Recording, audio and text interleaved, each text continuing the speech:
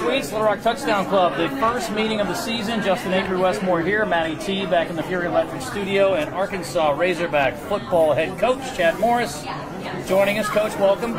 Good to have you here in Central Arkansas. How are you? Appreciate it. Yeah, great to be here. We have to steal your phrase, left lane hammer down, because David Basil says we have to be done by 11:20, no later. That's going to be like the fastest interview we've ever done. Coach, we just got a copy of the media guide. Looks great. You got some of your leaders on the thing, and you're right there in the front. You've got hands on hips. What does this look say? What does this Chad Morris look? Well, it's time. The time is now. The place is here. I like that. So we haven't had access to the scrimmages. We've had 2 under your belt now. The first one, I have to ask, we sort of joked about it. Was it 140 plays or 200 plays, or does it all go so fast it all gets sort of blended in? I think we were close to 180-something plays during that scrimmage, count all special teams, and so that was good. That was good. I loved it because somebody asked me, what'd you shoot when you play golf? I'm like, 75, 94, somewhere right in there. Yeah, I hear you. Yeah. Obviously, we're not counting the plays, maybe, but the important thing is, are you getting the work done that you want to see getting done? We are, yeah. And, coming out of our second scrimmage last Saturday, I think we were about 135 plays, which I knew it was going to be a little bit of a shorter scrimmage. But we were getting the work in. We needed the heat, which we had a little bit of heat Saturday, which was good. And we needed, for all obvious purposes, conditioning being one of them. Didn't feel like we tackled as well as I wanted to. We got to continue. It just shows me that, hey, look, going into this week prior to officially getting game week ready, we got to continue to work on our tackling. Offensive line's been a big storyline, and you guys have had some unfortunate injuries, I guess, in the early going, not just to that position, but there's been a lot of cross training. So is that? And I'm not trying to be a smart aleck, but I mean, do you typically do that, or is that simply by design because of the injury issues? No, we usually typically do that. Okay. Coach Fry and I, we've done that for quite some time. Actually did it at our previous stop, the previous 2 stops. And, what it does, it provides you an opportunity to create some depth when maybe you cannot add another body. But, if this happens and we get in a situation, this young man's down for an extended period of time, this guy's at least worked maybe left tackle or maybe he's worked left guard during fall camp. And so it's all not brand new to him at that moment. For fans, the conversation is the quarterbacks and the competition. I'm curious, when you guys go inside your coach's office, how much of the conversation is about the quarterbacks and back and forth and this guy, that guy? Is that the big topic for you guys? No, not really. Not really. It's, we kind of look at the way the flow of practice went. We'll talk a little bit about that and say, man, during the first part of practice, we thought this guy really brought the energy, and then it tapered off, and then this guy brought it. We had some adverse situations with these 2 quarterbacks. How they responded really defined the way practice went the rest of the day. And it's really over. We just grade the film. But no, it's something that we just feel like, we know it'll come when it's supposed to come. And, and there's nothing to say that just because we name someone that's going to start doesn't mean that the next one's not going to play either. So do you have a window for that, or is that something you don't worry about? I really don't worry about it. Obviously I'd like to get into next week, and that way that everybody, all this is behind us and we move forward with it. But again, coming out of this week, we got a final little mock scrimmage on Saturday, which really our biggest practice will be Friday, and then Saturday will be a mock game, going through simulating a lot of things during the game. And then at that point, I just want everybody to understand, okay, this is a guy that's going to start. He may have the whole game. He may have 2 series, 3 series. We don't know yet. Right. But we'll definitely get to a point here pretty soon that we'll name someone. When do you start getting into game prep? We'll actually start a little bit today. Coaches are up right now, game planning. First day of class. There's no practice today, so today's the players' day off. We'll start back to practice tomorrow, so we'll work hard tomorrow, Tuesday and Wednesday. Thursday we'll pull back a little bit, do some situational stuff. Friday we'll step on them really good.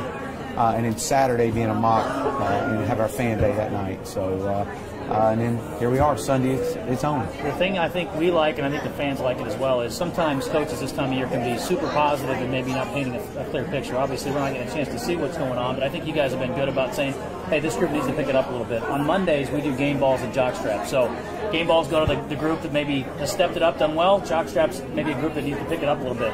If you were going to hand some of those out, who are some maybe people you want to commend, some other maybe areas where you want to see things picked up?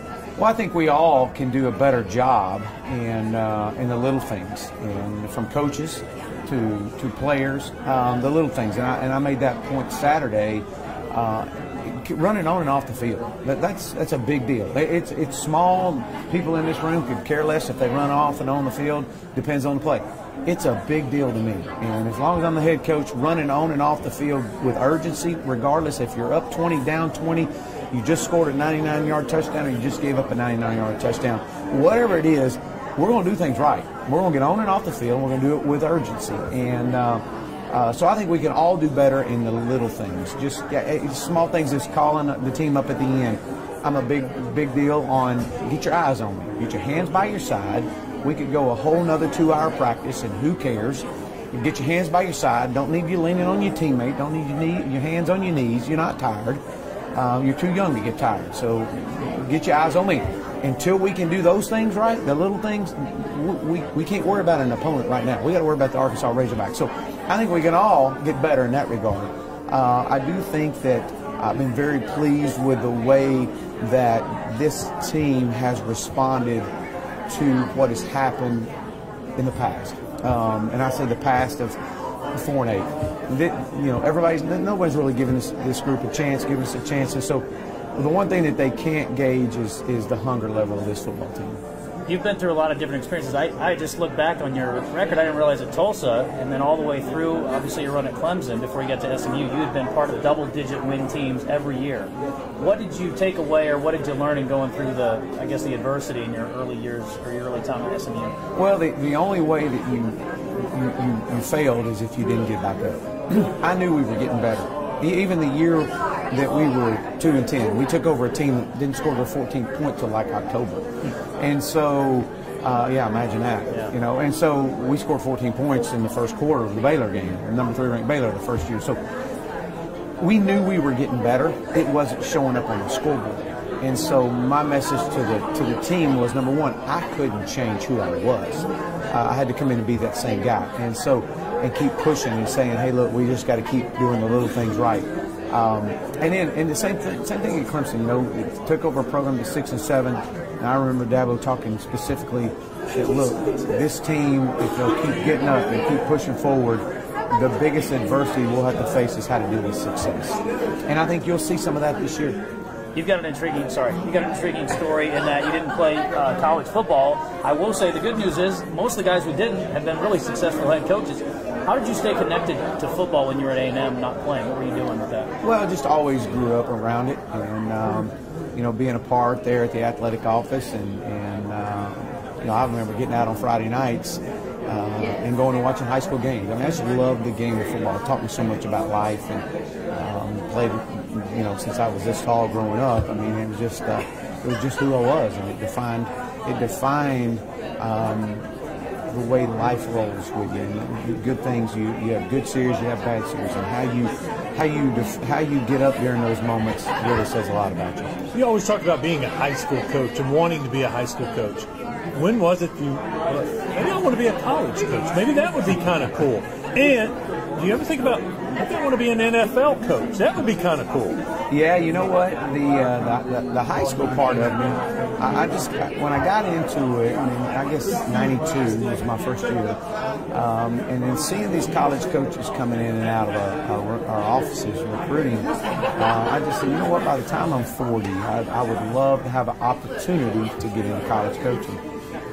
And I remember Mike Sherman and I talking. After we won a state championship, Mike Sherman brought us over and brought my whole staff over, and we talked offensive football with him.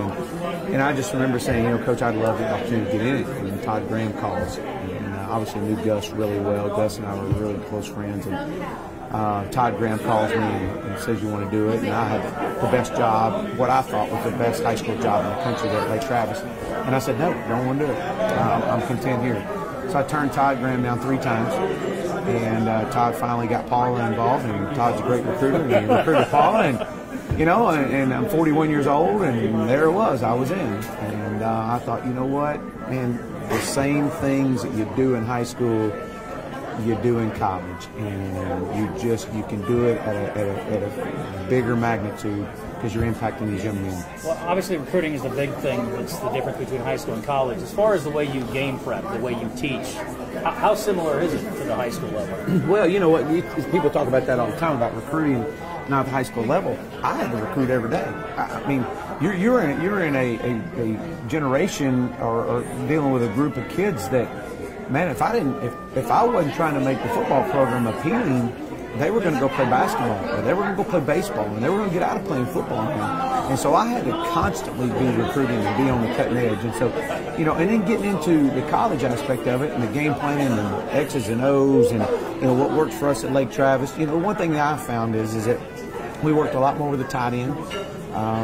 Getting into college, I just felt like, look, you have to work more 11 and 12 personnel to be successful, especially playing against some of the defensive ends. And so I knew that coming in.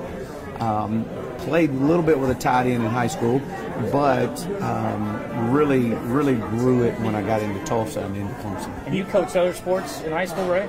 Yeah, I actually started out as a head basketball coach. Okay. Anything you took away from other sports you coached that you can use today, or you have used in your coaching career? Well, you know what? When I was a basketball coach, I was a head basketball coach before I was a head football coach, and I had a motto, 94-32. And it was 94 feet for 32 minutes. I like it. And we were going to press you. When you got off the bus, we were going to press you. And we were going to press you until you got back on the bus. So 94-32 was our motto, and just so happened that we're wide open in the game of football. There you go. Sounds like no one a little bit. Yeah, Arkansas fans are going to dig that. And you knew, and I'm not even going to look at him, I'm going to look at you. You knew he was going to talk about the tight end coming to Little Rock. It's several times he dropped tight end, coming to Little Rock. He's going to throw that. Hey, you are in Little Rock. This crowd loves the Little Rock game. Yeah. They're going to want to know your thoughts about Little Rock, your theory of coming down here and playing the spring game or every other year. What do you think about playing in Little Rock? Well, first of all, I came to Little Rock and repelled from the ceiling. And so, back in February, so this community and this town and this fan base is extremely important to our success. And so I'm excited to be here. I'm excited to come back here in October. Was excited to be here at the spring game, seeing the many people we had in the spring game when it was raining, snowing, sleeting, and sunshine and all in one game. Man, I'm excited about it, and I just love the passion level. We got a big crowd here today. Speaking of passion, Hunter Yurchek announced August 31st, 1 o'clock. We're going to have a statewide hog call. Where are you going to do it? Where are you going to be? At 1 o'clock on the 31st, that'll be a Friday. We will be probably getting ready to go to meetings. So we'll step out? We'll step out and do the hog call. I like that. Yeah. You get to see one of your opponents this coming weekend. Colorado State plays an early game against Hawaii. Is that something you guys will get together and watch, or you just grab the tape and do it like a normal game?